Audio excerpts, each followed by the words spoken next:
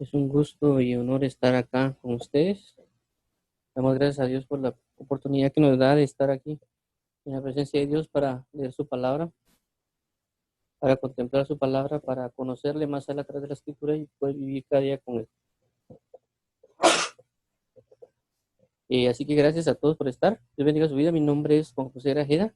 Estamos leyendo el libro de Lucas capítulo 4 y junto con ello comentando conforme vamos leyendo. Ya leímos Lucas capítulo 3 que refería a la predicación de Juan el Bautista, el bautismo de Jesús y la genealogía de Jesús. Ya hablamos de ello, creo que fue por 4 semanas, no, perdón, 4 días, más de 4 días. Ahora pues vamos a continuar con Lucas capítulo 4, vamos a orar para que Dios nos ayude, nos hable y nos sostenga. Ya de aquí en adelante comienza lo que es la tentación de Jesús y el ministerio de Cristo. Así que vamos a orar. Padre, en el nombre de Jesús te agradecemos por este tiempo de oración, de este espacio que nos has dado de leer tu palabra. Ayúdanos, por favor, para andar en la luz de tu palabra y conocerte en espíritu y verdad, para adorarte en espíritu y verdad. Ayúdanos, por favor, amado mío, a andar en el reposo de tu palabra, de tu presencia, de tu justicia, de tu verdad. Te rogamos en el nombre de Jesús que nos guíes a todos a andar a la luz de tu palabra y mientras leemos nos ayudes a verte a ti y a conocerte a ti. Gracias, amado pastor y rey. En el nombre de Jesús te damos las gracias. Ayúdanos y líbranos de todo ataque espiritual mientras estamos acá en la lectura. Amén y amén.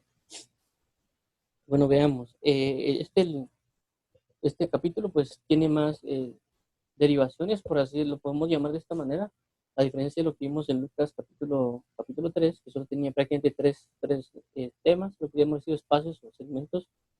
Este tiene más, siempre nos estamos basando en la Reina Valera y en los títulos que da la Reina Valera para ir guiándonos en la lectura, ya que tal vez es una de las traducciones más comunes que una persona puede tener, la Reina Valera en 1960. Y por supuesto también a otras personas les gusta leer de otros tipos de traducciones. A algunos les gusta la traducción, una versión internacional, que por cierto a mí no muy me gusta, eh, por, por cuestiones que le quitan versículos o algunas otras cosas, por eso no me gusta esa traducción. La otra que es muy buena, que es la Reina de la Biblia de las Américas, y hay otra traducción que es la Biblia textual. Y hay varias traducciones que son buenas o que son de uso. Pero en este caso, pues vamos a la Reina Valera. Creo que la de las Américas también tiene títulos y un poco diferentes a esta, pero como recalco en esta oportunidad lo hacemos porque la más conocida, inclusive si alguien aprende inglés, eh, regularmente a veces se basa en una Reina Valera, que es la más común. Y bueno, entonces para comenzar vamos a ver la parte de la tentación de Jesús. Son 13 versículos. Veamos lo siguiente, dice, tentación de Jesús. 1. Jesús, lleno del Espíritu Santo, volvió del Jordán y fue llevado por el Espíritu al desierto.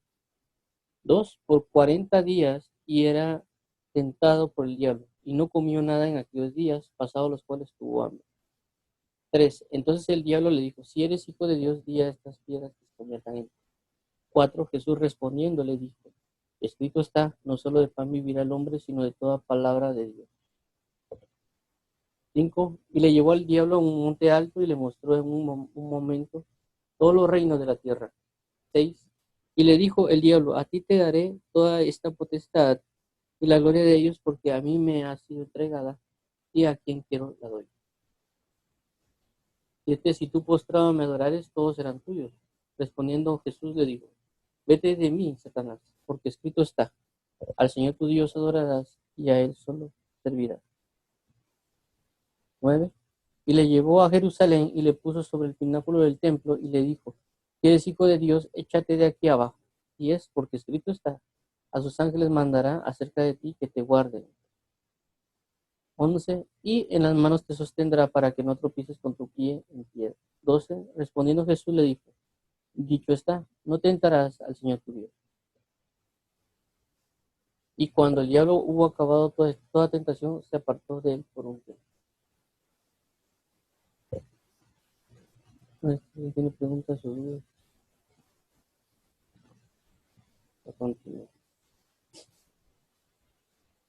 Muy bien. esta tentación de Jesús se da en los diferentes pasajes de los libros de los evangelios. Es algo bien importante a tomar en cuenta, no como una historia necesariamente que ya pasó, sino que Dios deja siempre todas estas cosas para que nosotros aprendamos.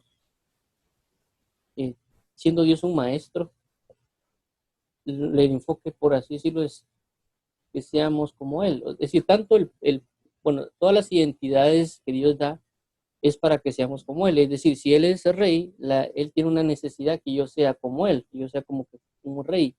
No en el hecho de que gobierne o que tenga buena ropa o que tenga una gran casa, no, sino el hecho del reinado requiere la sabiduría e inteligencia para saber cómo guiar a un pueblo. Si Él es padre, el enfoque es de que yo sea exactamente como Él es, y yo siendo hijo sea como Él. Eso lo hizo Jesús también. Cuando vemos, dice que Él no hace nada de lo que no vio hacer al Padre, ni hizo nada de lo que no vio hacer al Padre. Por otro lado, tenemos también al Maestro. La Biblia dice eh, que se conforme cada quien ser como su Maestro. Que a lo más lo que podemos llegar a hacer es como nuestro Maestro. Por eso es importante no tomar a los hombres como maestros, porque si nosotros tomamos a un hombre por maestro, vamos a llegar nada más a la estatura de ese hombre, a lo más. Pero si yo pongo por maestro a Dios o a Jesús, por decir a Jesús, que es nuestro maestro, nuestro rabí, vamos a llegar a ser tal como Él es, a lo más como Él es. Por eso es importante poner toda nuestra fe y enfoque en ser como Jesús, no esperar que un hombre nos enseñe. Por supuesto, Dios va a utilizar un hombre para que nos enseñe, pero es realmente bien, proviene de Dios, a diferencia que yo quiera ir y ser exactamente como esa persona o que esa persona me enseñe. Entonces voy a estar limitado y voy a estar limitado a ser como Él.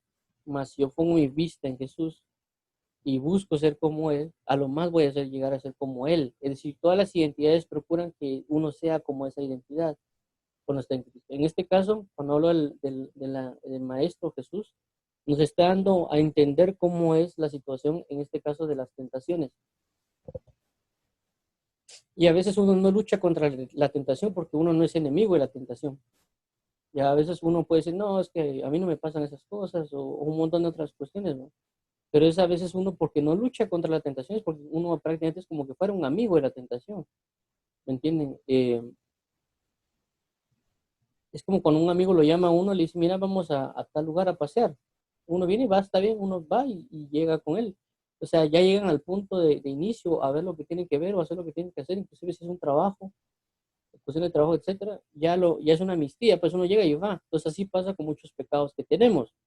No los miramos como enemigos, los miramos como amigos. Por eso a veces vemos pasajes de la Biblia que aparentemente nosotros no lo vemos como que fueran útiles, pero es porque no llegamos al punto de entender lo que está viviendo. Por ejemplo, en el caso de Jesús. Jesús muestra tres cosas que son cotidianas, pero que a veces uno no las ve porque realmente uno no se ve como tener una enemistía con el enemigo o con esas áreas que uno tiene de pecado. Entonces, estas pautas, como en esta tentación de Jesús, nos dan a entender que Jesús también fue tentado en muchas cosas, de que Jesús, como a veces uno lo tiene como en una perspectiva de, no, porque Él es Dios, lo pudo vencer, pero realmente no fue así.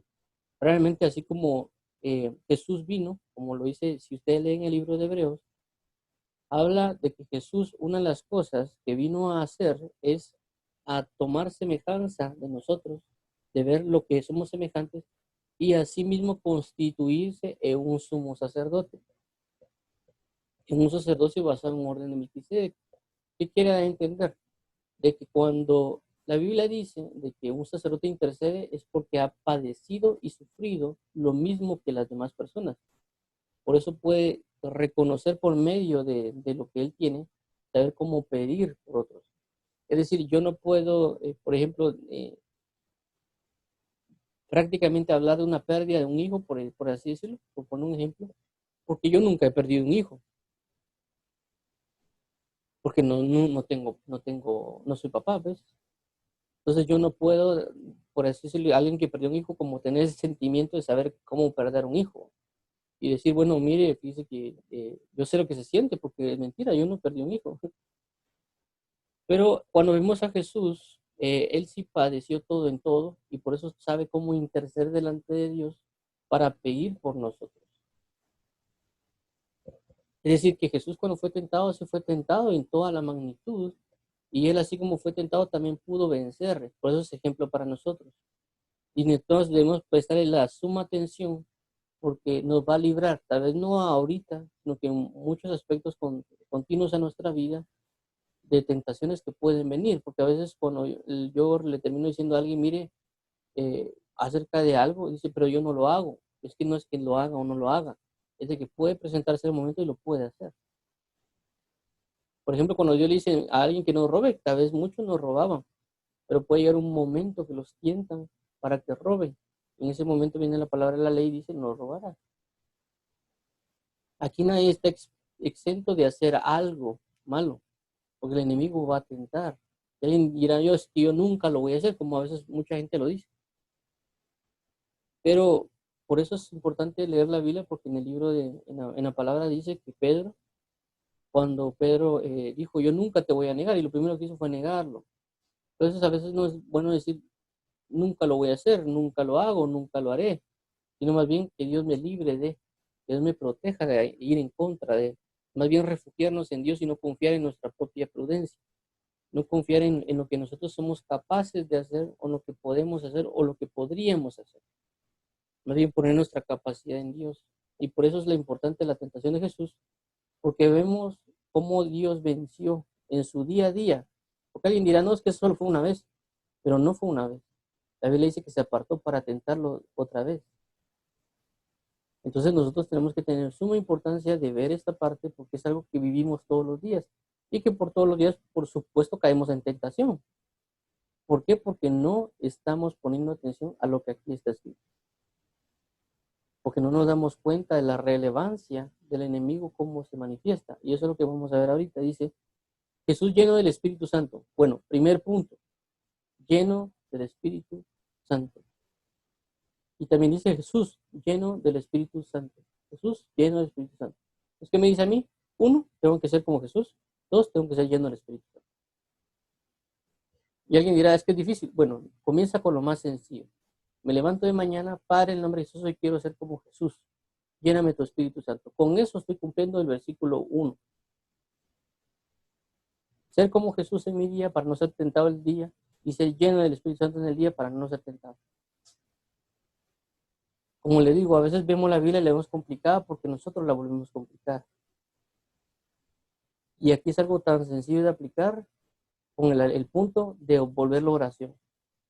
Versículo 1, Jesús, lleno del Espíritu Santo. Jesús, lléname. Entonces ahorita vamos a dar una pauta, vamos a orar un momento para orar por esto, para que Dios nos libre de tentación. Y así comenzamos ya a aplicar la Biblia, como les digo, solo con leerlo. O sea, hay personas que quieren leerla y entenderla, no sé todos los misterios, pero es tan sencillo solo con saber que puedo orar por esto. Aunque no lo he aplicado, puedo orar.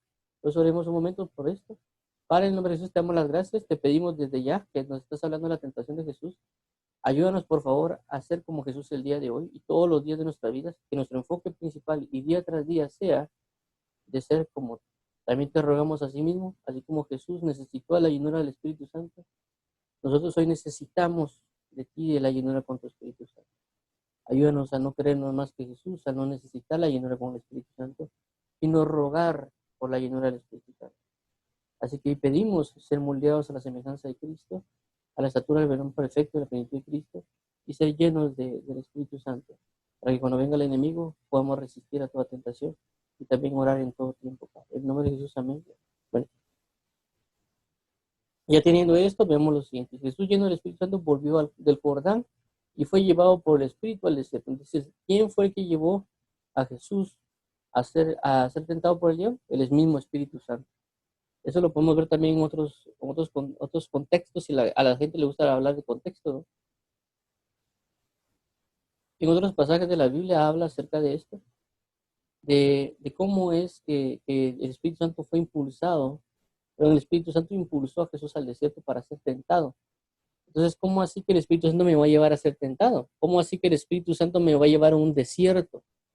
Porque muchas personas pensamos de que solo Dios nos va a llevar a un lugar de hermosos, a lugares cálidos, a lugares para poder descansar.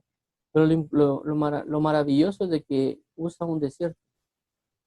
La Biblia habla acerca de los desiertos, dice, y yo la llevaré al desierto y ahí hablaré a su corazón.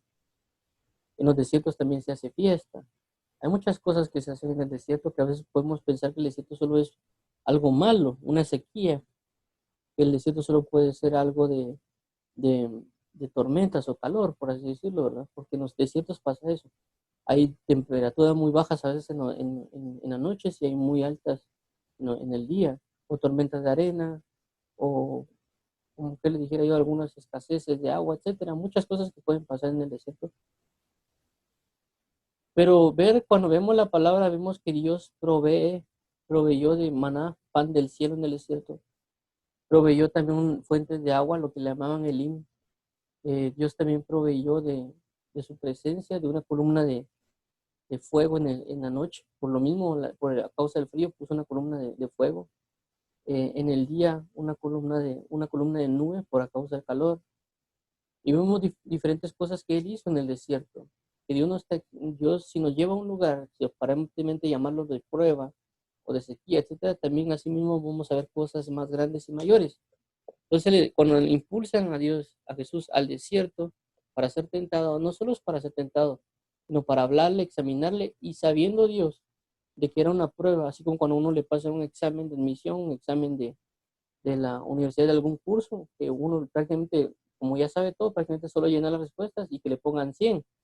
Prácticamente eso fue prácticamente para Jesús, prácticamente solo para poner un 100. Eso es más que todo sellarlo en perfección, como fue con el bautismo en agua, así también ahora para tentarlo y cumplir con el ministerio. Y dice, 2, por 40 días y era tentado por el diablo. Y no comió nada en aquellos días pasados los cuales tuvo hambre. Bueno, entonces vemos de que también acá pasó de que él fue tentado los 40 días, no solo el día final. Bueno, también dice 40 días. Es bien importante mencionar estos 40 días porque prácticamente Jesús hizo una pauta así como lo hizo con Moisés. Eh, y esto es bien importante también porque en otros pasajes habla de que él ayunó 40 días. Aquí también lo dice, pero de diferente manera. Él tuvo 40 días de ayuno y a veces nosotros con un día de ayuno, 2 días, andamos como que ya no queremos hacerlo, no buscarlo. Cabe mencionar también que cuando Jesús ayuna fue algo bien importante porque le fue dado muchas cosas en ese ayuno. Podemos verlo en el libro del Éxodo, no mal recuerdo, cuando Moisés sube al monte y estuvo 40 días y 40 noches sin comer. Y en esos 40 días y 40 noches les fue entregada la ley de Dios. Entonces, cuando uno ayuna, a veces las personas tenemos, o cuando comenzamos, en mi caso, cuando comencé, uno porque la gente solo nos dice que debemos ayunar, y pues uno lo hace porque le dijeron que tenía que hacerlo. Y creo, y en parte está bien porque uno tiene el corazón dispuesto a hacerlo. Y es bueno porque uno está con el deseo. Pero también es importante que vayamos a leer la Biblia, que aconsejar en qué leer a la persona. En mi caso, regularmente siempre aconsejo leer el Isaías 58 acerca del verdadero ayuno, porque realmente el ayuno no se basa en pedir cosas. A veces queremos pedir o ayunar para vencer cosas, y no digo que estén necesariamente mal, pero ¿por qué no enfocar nuestro ayuno más bien a entregarlo a Dios, a recibir? Porque realmente vamos a recibir palabras de Él en el ayuno. Vamos a recibir liberación, porque realmente en todo nuestro ayuno tiene que ser para Dios. Todo nuestro ayuno tiene que ser para Dios. Por eso es importante que lean el Isaías 58 acerca del verdadero ayuno, porque ahí habla realmente cómo debe ser un ayuno. Eh, ¿Y para qué sirve el ayuno? Entonces, uno de lo que mencionamos acá es que uno a través del ayuno puede recibir ordenanzas, mandamientos, ministraciones, instrucciones, así como recibió Moisés en su tiempo de entrar en comunión 40 días de ayuno y oración, y darle la ley de Dios. Igual nosotros cuando entramos en ayuno, nos dan liberación, fortaleza, misericordia, libertad, y también nos proveen de palabras para que sean selladas en nuestra mente y corazón, basado en el nuevo pacto, y así mismo podemos caminar como caminó Jesús. Otro de los aspectos de este ayuno que Jesús hizo es bien importante, por la culminación de lo que puede llevar, como lo que yo llamo los cambios de odre. Eh, ya hemos mencionado eso en otros aspectos, cuando le hablan acerca de por qué no ayunan ellos, y Jesús le dice, ellos no ayunan porque está el esposo con ellos. Pero cómo poner un paño de remiendo viejo en un vestido nuevo, o cómo echar vino nuevo en odres viejos. Y el hecho del ayuno es un cambio de odre, ya lo vamos a ver más adelante. Para mí un cambio de odre significa un cambio de dimensión. Al cambio de dimensión hay nivel de unción o nivel de gloria diferente. Entonces cuando Jesús hace 40 días de ayuno, prácticamente lo está, para mí, como yo lo conozco, están haciendo un cambio de odre, un cambio de gloria. Están suministrando algo porque va a venir una administración más grande, una gloria más grande. Y por eso es necesario ese nivel de comunión, porque Él comienza a predicar el Evangelio.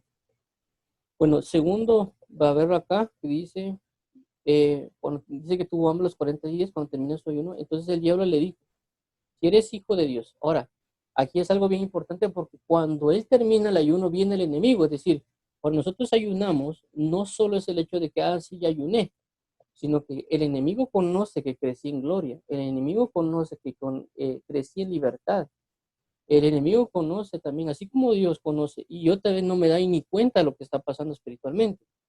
Nosotros a veces hacemos muchas cosas y no nos damos cuenta del impacto que está pasando en ámbitos espirituales, en ámbitos celestiales. Pero tanto Jesús como el enemigo se dan cuenta porque son seres espirituales, son seres celestiales. En caso de Jesús es un ser celestial. Entonces ellos se dan cuenta de todo el ámbito que pasa, ¿me comprenden? De todo lo que está ocurriendo, pero uno no se da cuenta, no está enterado de lo que está aconteciendo en esos aspectos.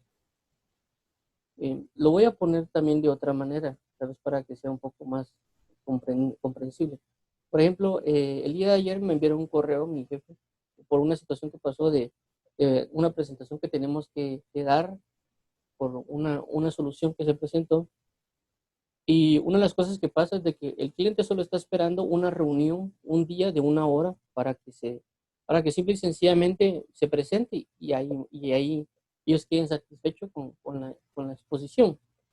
Pero del lado nuestro, pues ellos no están viendo nada de eso. Ellos solo van a ver el producto final, por así decirlo, de la presentación. Pero en el lado nuestro, nosotros estamos, por ejemplo, me asignaron tareas de cuántos diagramas tengo que presentar, lo que tengo que hacer, con quiénes me tengo que juntar antes de realizar la presentación internamente para solventar eso, para ponernos de acuerdo, para ver qué quitar, qué poner, para ya estar listo para ese día. Aparte que posiblemente mi jefe me va a llamar y me va a decir, mira, ya tienen que me digas primero tal cosa. Entonces, están pasando un montón de cosas por una petición de una sola persona. Porque una persona dijo, mire, necesito que me expliquen tal cosa acerca de cómo lo están funcionando, y esto está provocando que internamente aquí en la empresa se hagan muchos movimientos, por así decirlo. ¿Para qué? Para que cuando yo llegue con el cliente, para una hora yo le exprese la situación que va a acontecer. Y él solo va a ver, sí, ellos me entregaron esto y acabó. Para él representa una hora, para mí está representando casi 3 días.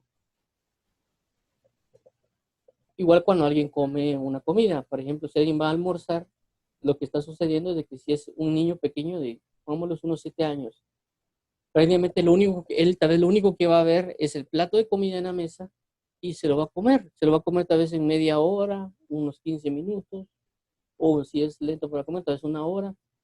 Para él duró eso, pero no sabemos si la mamá pasó tal vez 3 horas cocinando, 2 horas cocinando, más si son frijoles, que por hasta donde yo sé son bastante tiempo que tienen de preparación. Él no vio todo eso. Igual si yo vengo y pido una pizza o pido una hamburguesa a un restaurante que la traigan a domicilio, yo solo voy a ver, yo lo que exijo para mí prácticamente única y exclusivamente son mis media hora de recibida, por así decirlo, y lo que yo me tardo en comerla.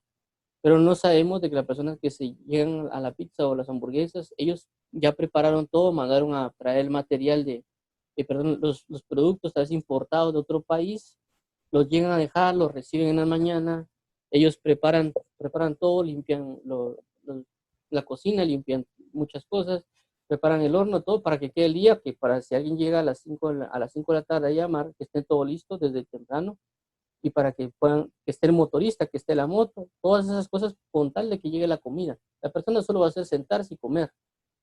pero las personas encargadas del restaurante llevaron un montón de cosas por una sola petición. Asimismo pasa con esto, con los ayunos, con muchas cosas. Uno se entrega y espiritualmente hay un gran movimiento que se está dando, pero nosotros no estamos ni enterados de eso. Por eso ya hablamos acerca de Daniel capítulo 10, cuando habla del ángel, que Daniel solo fue el hecho de ponerse a orar en ese momento, y en ese momento su oración fue oída. Y Dios en ese momento fue dada la instrucción que mandaran al ángel a la respuesta. Pero el problema fue de que fue retenido el ángel por 21 días. Se enteró Daniel hasta que llegó el ángel y le dijo, mira, estuve retenido por 21 días. Algo así como cuando uno llega tarde al trabajo. Fíjese que llegué tarde porque lo que pasa es que fue un accidente, que hubo tráfico, que hubo tal cosa, o se me pegaron una chamarra. Pero en el ángel pasó lo mismo. Mira, yo estuve retrasado 21 días porque el príncipe de Persia vino en contra de mí. Me vino a ayudar el Miguel para que yo pudiera venir a darte el mensaje. Pero luego yo tengo que regresar para combatir otra vez contra él, y luego que lo venzamos vendrá el príncipe de Grecia. Entonces pasan muchas cosas cuando alguien ayuna. Hay personas que dicen, es que yo no sentí nada, solo me dio hambre, pero no es el hecho que sienta hambre. Es decir, así como cuando yo oro y le pido a Dios, Señor, haz tal cosa, Dios lo que hace son los preparativos para que me pueda dar las situaciones. Y a veces yo lo puedo ver por tardanza, pero hay cosas que Dios no es como que una varita mágica que alguien dice, yo quiero tal cosa y pum, desapareció. Sino que hay cosas que se dan a su tiempo, que Dios necesita saber la situación y la enseñanza que nos va a impartir. No necesariamente dárnoslo, porque a veces si no solo nos lo da, lo que puede es malcriarnos de muchas maneras. Dios prefiere examinar la situación y dar la enseñanza, suministrar la enseñanza, proveer la enseñanza para que uno aprenda, madure, y esa madurez va a provocar muchas bendiciones. A lo que quiero llegar con esto es acerca de lo que sucede con el ayuno. Pasan muchas cosas cuando alguien ayuna, ya sea que lo haga en un día, 2 días o 3 días, o 120 días o 40 días. Independientemente de lo que haga, está pasando algo, está ocurriendo algo. No se queda solo así. Ahora, cuando dice, a lo que voy con esto es de que en el momento que Jesús termina de ayunar, el enemigo conoce que pasó algo. ¿Me entiende? Es como que alguien viniera y lanzara una bomba atómica. Uno ve que, inclusive por muy lejos que uno esté, o como sale en la película, mira la nube, aunque sea de humo. Tal vez no le impacto, pero está viendo la nube de humo. Entonces, igual les pasa con el ayuno. Jesús ayunó 40 días, el mundo espiritual sufrió cosas, pasaron cosas, y cuando llega en este punto a la conclusión del día 40, lo que sucede es de que el enemigo llega a atacar. Y no estoy inventándome nada de que pasan cosas espiritualmente, porque la Biblia habla de eso. Y estoy remarcando Daniel capítulo 10. Porque en el momento que él se puso, Daniel, a orar y ayunar, comenzaron a suceder cosas. Si Daniel hubiera dejado de orar y ayunar, posiblemente no se hubiera cumplido el mensaje, porque él estaba en ayuda del cumplimiento del mensaje que iba a recibir. Por eso es importante no abandonar la oración, a pesar de si uno no ve una respuesta. Recordemos que aquí esta es una batalla espiritual, es una guerra espiritual, y aunque Dios quiere darnos cosas, también quiere enseñarnos. ¿Cuál es la enseñanza? La enseñanza es ser perseverantes en oración. ¿Me entiendes? Saber que hay una guerra que está allá afuera, que por algún motivo, la pregunta es, ¿por qué Dios no le habló así como le habló a Isaías? ¿Por qué no como le habló a Ezequiel, que llegó la voz de Dios y les habló directamente? ¿Por qué en este caso específico tuvieron que mandar un ángel? ¿Por qué no fue la voz de Dios específica que le dijo, Daniel, fíjate que tenemos esto, esto, esto, esto, esto, como lo hemos visto con otros profetas? Para no ir tan lejos, con Jonás, por ejemplo. Dios viene y habla directamente con Jonás. ¿Por qué con Daniel fue diferente? Entonces, eso debemos entender. Por ejemplo, cuando vemos en el libro de Hechos, cuando llega Cornelio y un ángel le habla, cuando vemos en el mismo libro de Hechos también cuando le hablan llega un ángel a abrir la puerta a Pedro. También vemos a un ángel que le habla a Felipe. O sea, ¿por qué Dios obra de esa manera? A lo que quiero llegar es, Y a lo que quiero llegar es de que están ocurriendo cosas espirituales que uno no comprende. Y todo esto lo hablo con el ayuno. Es decir, si yo leo la Biblia, están pasando cosas espirituales. Si yo oro, pasan cosas espirituales. Y si yo ayuno, pasan cosas espirituales. Aún más cuando yo termino de ayunar, porque estoy culminando con algo. Y así mismo el enemigo va a venir a atacar para desprenderme de esa gloria. Por eso vemos cuando después de recibir la tabla de la ley, Moisés, cuando baja, se encuentra con idolatría, con una fiesta pagana, celebrando otros dioses, terminando su ayuno y están atacando todo lo que él cree, porque realmente ellos estaban violando todo lo que realmente se estaba manifestando de los 10 mandamientos. Porque uno de los primeros mandamientos es, solo a tu Dios adorarás y solo le servirás, y no tendrás falsos dioses delante de ti. Y cuando él baja, lo primero que encuentras es falsos dioses. Entonces, en este caso también pasa lo mismo. Viene el enemigo, lo primero que hace es saliendo. Esto puede significar yo saliendo de la oración, comenzando a creer en Jesús, ahí comenzando a salir del ayuno, va a venir una tentación automáticamente. Dice, si eres hijo de Dios, di a esta piedra que se convierta en pan. Entonces, una de las cosas que le atacan primero es la identidad. Si tú eres hijo, di a estas piedras que se conviertan en pan. Entonces, tomar en cuenta de que a veces el enemigo va a usar de lo que nosotros tenemos o lo que somos para indagar en algo. Esto lo podemos cambiar. Por ejemplo, si tú eres hijo de Dios, por ejemplo, si alguien está en un trabajo, pero si tú eres el jefe, ¿por qué permites que te traten así? ¿Por qué te hablan así? Un ejemplo. Entonces ya está tentando. Entonces uno puede ir con ira a hablarle a otra persona. O si alguien es maestro en una escuela. Si tú eres maestro, ¿por qué permites que los estudiantes hagan eso? Si tú eres maestro, puedes hacer lo que tú quieras. ¿Me entiendes? Igual, por ejemplo, con un esposo o una esposa. Ah, no, pero si es tu mujer, ella te tiene que respetar. Y una persona puede entrar en ser abusiva con la mujer, o inclusive la mujer también. No, pero si él, castigarlo, él no le des comida hoy. Entonces el enemigo va a usar de identidades para tentar. También de necesidades, como en este caso, di esta piedra que se conviertan en pan. Yo tengo hambre, soy como Jesús era hijo de Dios. Ah, bueno, puedo convertir las piedras en pan. ¿Podía Jesús? Claro que podía. ¿Por qué no lo hizo? Entonces el enemigo va a tentar con cosas que nosotros tenemos. Como digo, a veces vemos esto aquí, pensamos como que fuese una historia que estamos leyendo en un pasado, pero realmente la enseñanza es bien sencilla en el aspecto que el enemigo simple y sencillamente en el ayuno me va a tentar para que yo deje de ayunar. También el enemigo puede venir y tentar a mi identidad. ¿Me entienden? Lo primero que va una de las cosas que va a tentar es mi identidad. Por eso es el hecho de los homosexuales, por ejemplo, ellos fueron tentados en su identidad. Por ejemplo, alguien podría pasar de que uno de los casos que se daba, que también me lo dijo mi papá cuando era joven, me decía mi papá, mire, si usted aparentemente siente algo por un varón, o sea, y de repente comienza a sentir aparentemente que le gusta, realmente no es que le guste, me decía él, simple y sencillamente puede sentir alguna admiración, puede sentir que sea amigo, es un sentimiento de amistad, pues. No es necesariamente que me gusten de repente los hombres, sino simple y sencillamente que eso pasa, ¿entienden? O sea, o como alguien uno mira, también me dice, papá, si usted mira a un varón, o sea, él se va a ver bonito, pues ni modo, uno no lo puede quitar, o sea, es bonito o es feo, pero eso no lo va a hacer gay, ¿me entienden? Es como una mujer, si una mujer mira a otra mujer y mira que es bonita, por supuesto es bonita, pues, que hay cosas que dan a entender que es bonito, no lo puede quitar, entonces yo, pues, si al ver a un hombre y se mira bien parecido, no significa que yo sea homosexual. Entonces el enemigo entra en esas tentaciones y uno puede decir, es que aquí se mira bien, va. Mira, y el enemigo puede venir, no, mira, es que a él te gusta. Mira, ya viste cómo te gustan los hombres. Entonces ahí puede el enemigo comenzar a tentar. De igual manera con una mujer.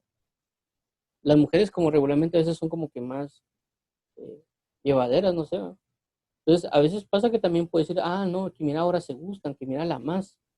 Pero el enemigo va a tentar a través de identidades. Por eso que el homosexualismo se da por esas situaciones de que el enemigo usa las identidades contrarias para tentar, para que alguien se convierta a otra identidad.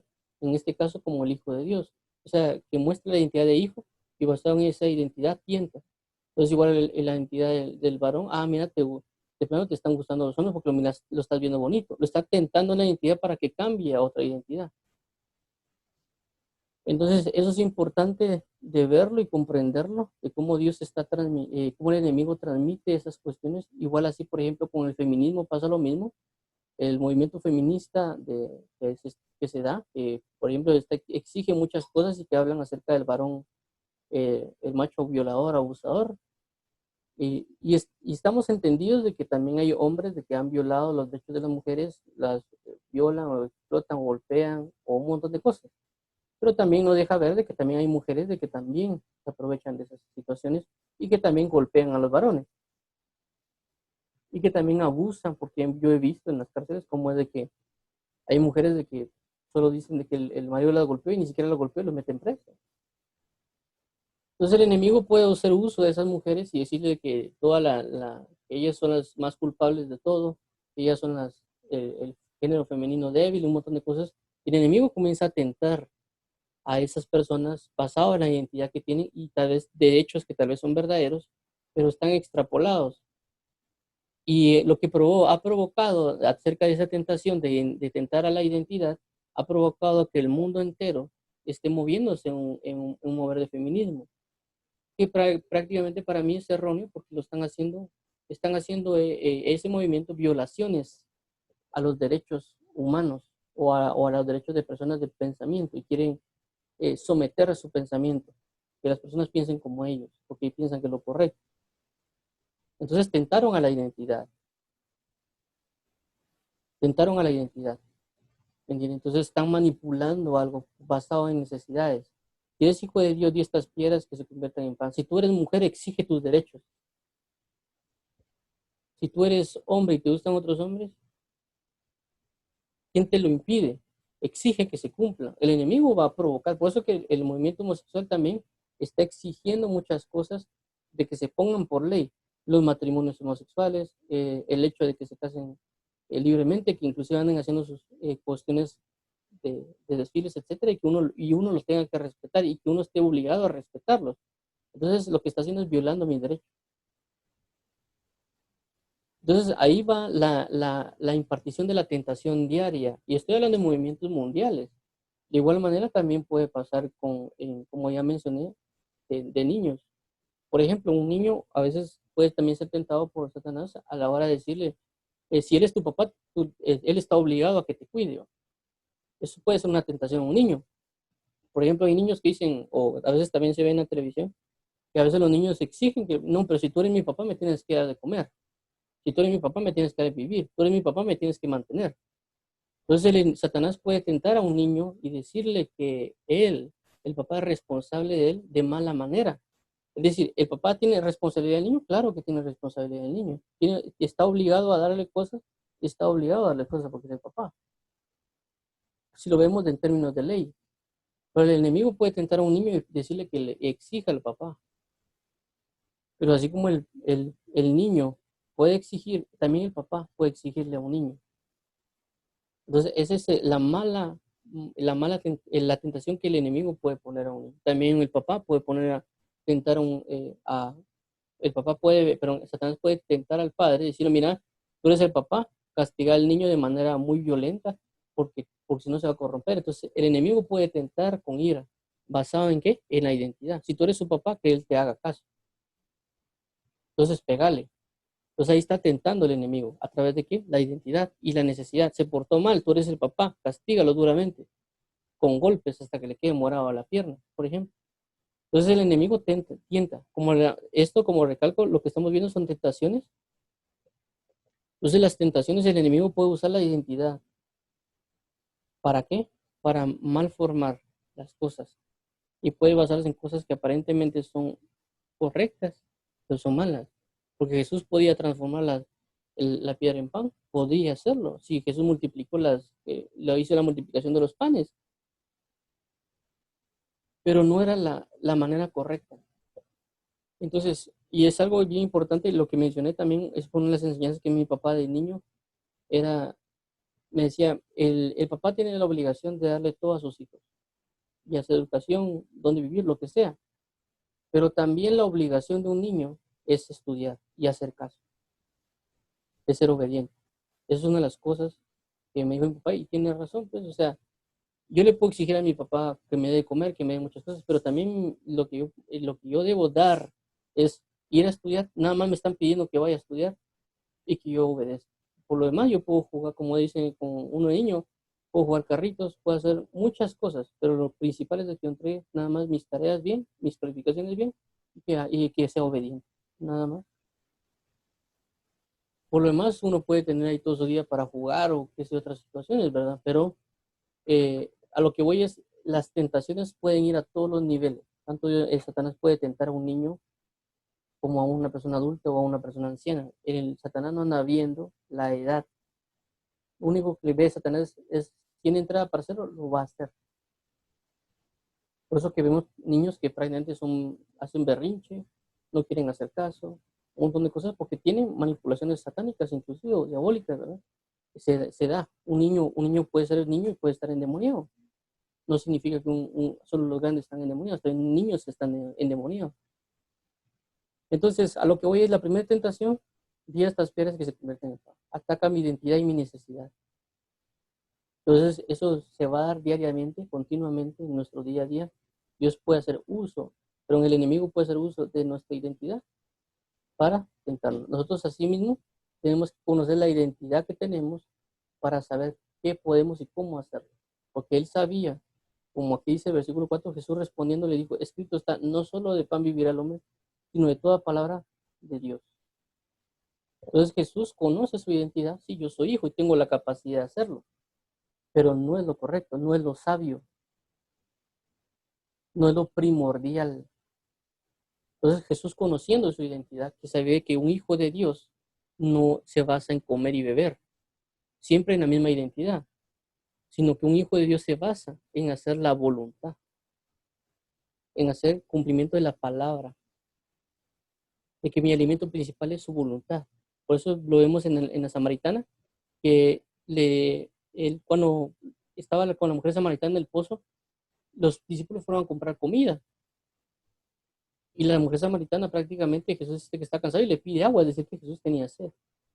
Pero luego cuando se va la mujer samaritana y cuando ellos vieron que había hablado con una mujer, le preguntaron si quería comer. Dijo, mi voluntad, mi comida es hacer la voluntad de mi Padre que está en los cielos. Entonces cuando vemos eso, nos damos cuenta que aquí dice, no solo el pan vivirá, sino de toda palabra que sale de Dios, que es la voluntad de Dios. Entonces Jesús conoce su identidad como hijo y sabe que en su identidad como hijo, su identidad requiere que su alimento sea hacer la voluntad de su Padre. Entonces, cuando el enemigo viene a tentarlo bajo otra identidad, o sea, bajo la misma identidad, pero con una discrepancia, con una falsa dirección, Jesús, comprendiendo su verdadera identidad y cómo se comporta esa verdadera identidad, entonces transmite y le dice al enemigo que no es lo correcto. Entonces, él es librado de tentación. Entonces, nosotros quedamos en tentación, ¿por qué? Por no conocer nuestra identidad y cómo esa identidad actúa. ¿Me entienden? Por eso hay unas identidades que se manejan actualmente. Una de ellas, y con esto voy a concluir y continuamos mañana. Una de las identidades que se ha manejado mucho y que yo también leí en un blog de Facebook prácticamente, es la identidad de reyes y sacerdotes. Es una identidad que se ha manejado mucho, que muchos dicen, no, si usted es hijo de un rey, usted tiene que tener muchas casas. Si usted es un hijo de un rey, usted tiene que tener carros, tiene que tener una buena vida porque es hijo de un rey. Para mí eso se llama una falsa doctrina, una tentación, como lo que aparece acá. Le dice, si tú eres hijo de Dios, que las piedras se conviertan en pan. Si tú eres hijo de un rey, tienes que tener un buen carro, tienes que tener un buen trabajo. Eso es una mala enseñanza. Ese es Satanás tentando. Y igual en el post que yo leí decía de que a la mujer le tenía que llamar reina, sino princesa. Que decirle princesa de Dios significa de que era algo de Satanás. Y que no tenían que ser llamadas princesas, sino que reinas. Entonces, la pregunta es, ¿qué beneficio me trae realmente en que le digan reina o princesa? Pues lo único que vi en ese post fue altivez, arrogancia, soberbia. Y lo digo por el hecho que es una doctrina que se da por muchos aspectos. Entonces ahí es cuando Satanás llega y cuando alguien no tiene un buen carro, una buena casa o lo que sea, rápido puede venir Satanás a decir, pero ¿acaso no tú eres un hijo de Dios? ¿Acaso no tendrías que tener una buena casa? ¿Acaso no tendrías que tener esto? ¿Acaso no Dios ya te abandonó? Porque no dicen, no te han dicho que si es hijo de un rey tendrías que tener todas esas cosas. Entonces el enemigo puede traer a repercusión para que alguien se aparte a causa de ese mal conocimiento. Pero si yo logro entender de que si yo soy hijo de rey y que él es mi padre y que por consecuencia yo soy un príncipe o futuro rey, también significa que yo tengo una responsabilidad. Mi responsabilidad no se basa en tener casos, carros, suelos o puntos, porque en el libro de Deuteronomio dice que hay una instrucción, una ley para los reyes, que una de ellas era no tener muchas cosas o muchos bienes. Lo otro es de que mi responsabilidad de leer la Biblia, mi responsabilidad de entender que Pablo dijo, yo sé vivir en escasez, pero también en abundancia. Entonces me va a proteger el conocimiento de una verdadera identidad, de que si yo soy un hijo de rey, sí, pero también como un hijo tengo que aprender a saber que no es el título, es la identidad. Por eso dice la Biblia en Eclesiastés, he visto a siervos o esclavos andar a caballo y a príncipes andar a pie. Y regularmente antes los que andaban en caballo eran prácticamente las personas de la realeza. Entonces cuando Eclesiastés dice eso, hace referencia de que no se basa en el título, se basa en la manera de vivir, en la manera de actuar, no en las posesiones que yo pueda tener, sino en actitud. Es decir, alguien puede ser nombrado rey y que puede estar sobre todo un reino, pero si él es idólatra, él va en pos de iniquidades, etcétera. Para Dios no es un rey, para Dios nada más es una persona que no sabe nada, que fue puesta ahí. Pero para Dios, alguien que tenga sabiduría, que maneje sabiduría e inteligencia, que se muevan en amor, etcétera, Dios lo va a ver como un príncipe, porque no es a base de los bienes. Y eso lo podemos ver también en Salomón. Salomón pidió, ¿qué pidió? Sabiduría e inteligencia. ¿Para qué? Para saber cómo gobernar. A consecuencia de la sabiduría e inteligencia, Dios le otorgó todo lo demás. Entonces el enemigo puede venir a tentarnos por no conocer nuestra identidad, por no conocer nuestra identidad. Entonces la importancia de esto es, conozcamos nuestra identidad, conozcamos realmente lo que la palabra dice para no caer en tentación. Bueno, oremos para finalizar. Primero, Dios, vamos a continuar mañana con esto. Padre, en el nombre de Jesús, te damos las gracias por la oportunidad que nos está dando hoy de aprender de ti. Ayúdanos a conocer nuestra identidad y cómo nuestra identidad se debe mover y cómo esa identidad lleva conforme a tu conocimiento. Ayúdanos a entender que no es comida y bebida, sino justicia, paz y gozo. Ayúdanos a cumplir tu palabra y vivir tu palabra en Cristo. Te damos las gracias, la gloria, la honra, el honor y poder, dominio. Te entregamos este tiempo para que tú obres. Ayúdanos a que no nos quiten la semilla, sino poder dar fruto al ciento por uno. Te damos la gloria, la honra, honor y poder. Bendice los que nos oyen y guarda a cada persona en Cristo Jesús. En el nombre de Jesús, Señor. Amén y amén. Primeramente, Dios, nos vemos el día de mañana. Gracias por el conocimiento.